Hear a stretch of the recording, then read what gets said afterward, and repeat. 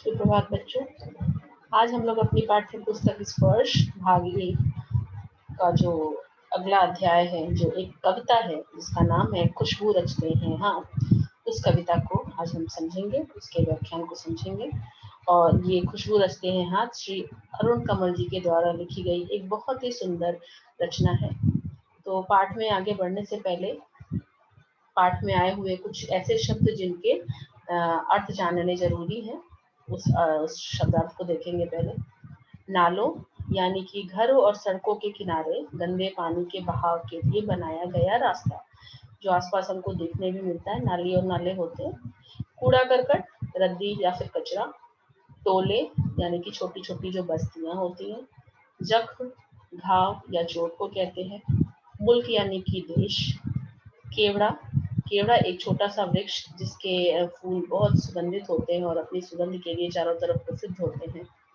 खश यानी पोस्ता, ये मसाले के तौर पर भी प्रयोग किया जाता है और अगरबत्ती बनाने में भी इसका प्रयोग किया जाता है। रात रानी एक सुगंधित फूल, मशहूर यानी कि प्रसिद्ध।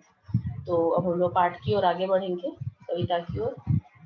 कई गलियों के बीच, कई नालों के पार, कूड़े करकट के ढेरों के बाद, बदबू से फटते जाते इस टोले के अंदर, खुशबू रचते हैं हाथ, खुशबू रचते हैं हाथ।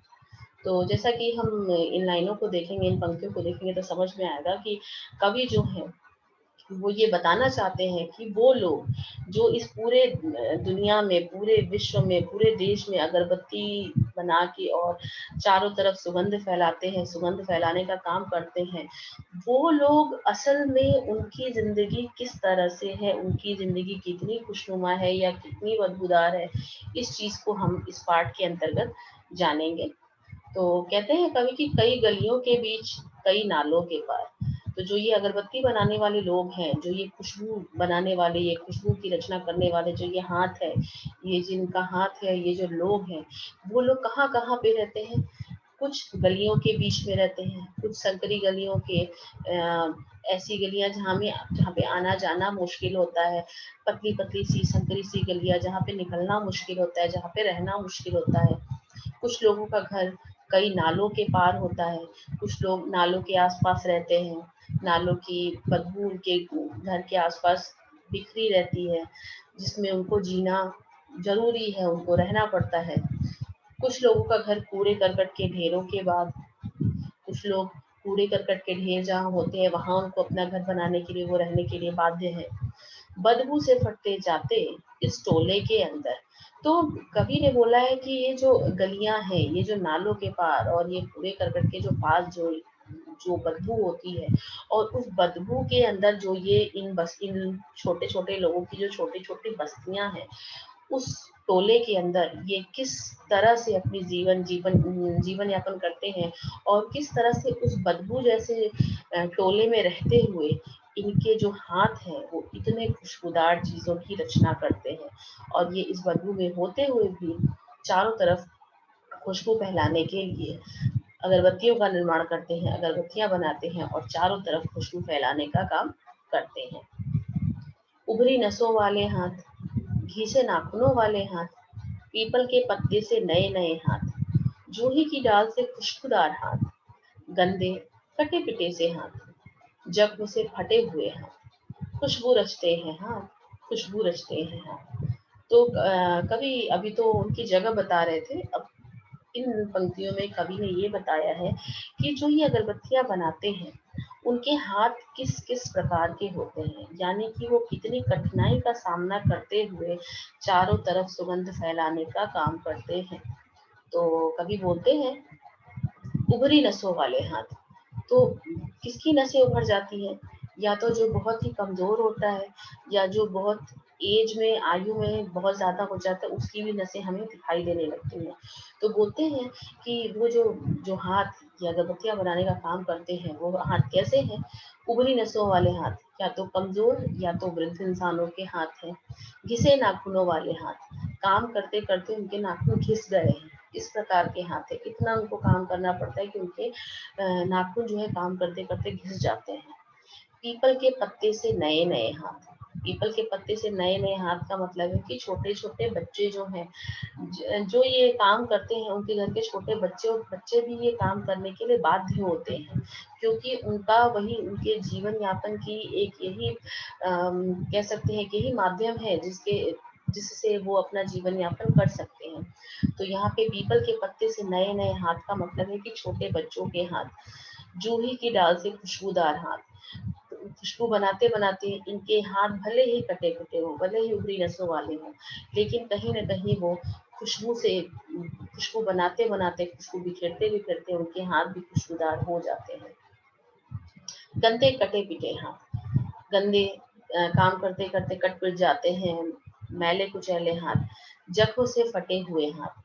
लेकिन ये सारे जो हाथ हैं, या तो उभरी नसों वाले, या घिसे नाखूनों वाले, या छोटे बच्चों के ना हाथ, या फिर खुशबू देने वाले हाथ, या गंदे से जख्म से भरे हुए हाथ, इन सब हाथों का काम क्या है?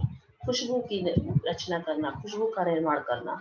और ये लोग इतने गंदी जगहों पे रहते हुए, इतने बदबूदार जगहों पे रहने के लिए बाध्य होते हुए, इतनी कठिनाइयों का सामना करते हुए ये लोग खुशबू की रचना करते हैं और चारों तरफ खुशबू फैलाने का काम करते हैं। यही इस गली में बनती हैं मुल्क की मशहूर अगरबत्तियां। इन्हीं गंदे मोहल्लों के गंदे लोग बनाते हैं केवड़ा, गुलाब, खस और रात रानी अगरबत्तियां। दुनिया की सारी गंदगी के बीच दुनिया की सारी खुशबू रचते हैं हाथ, खुशबू रचते हैं हाथ, खुशबू रचते हैं हाथ।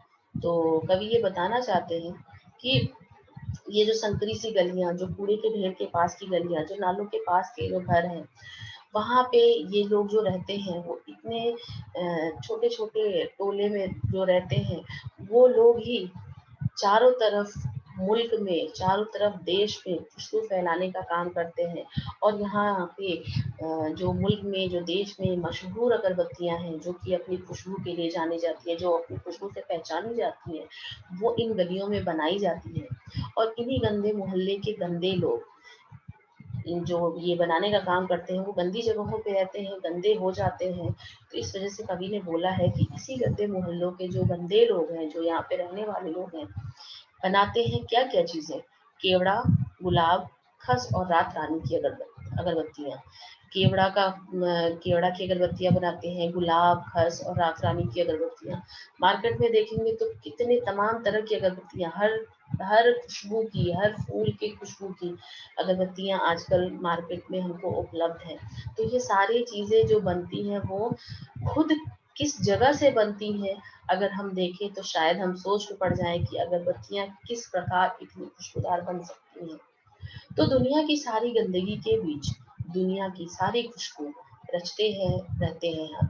तो इन दुनिया की तमाम गंदगियों के बीच में, इन तमाम असुविधाओं के बीच में रहते हुए भी यहाँ के लोग चारों तरफ खुशबू फैलाने का काम करते रहते हैं। खुशबू फैलाने वाली चीजों की रचना करते रहते हैं, और वो चारों तरफ खुशबू रचते हैं हाथ, खुशबू रचते हैं हाथ। और वो चारों तरफ इस खुशबू से, इस खुशबूदार चीजों से सबका मन मोहित करते रहते हैं, सबका मन खुश करते रहते हैं। तो इस पाठ के माध्यम से, इस कविता के माध्यम से कवि हमको ये बताना चाहते हैं कि भले ही हम किसी भी समस्या से ग्रसित हो, हम किसी भी असुविधा से भरे हुए हों, लेकिन हमको उन असुविधाओं को सामने रखकर दुनिया में असुविधा नहीं फैलानी चाहिए। बल्कि भले ही हमको असुविधा हो, लेकिन हमको हमेशा ये कोशिश करते रहनी चाहिए कि अपनी समस्या को परे हटा के हम चारों तरफ अपने व्यवहार से, अपने आचरण से खुशबू बिखेरते रहें, जिस प्रकार ये अगरबत्ती बनाने वाले लोग करते रहते हैं। धन्यवाद।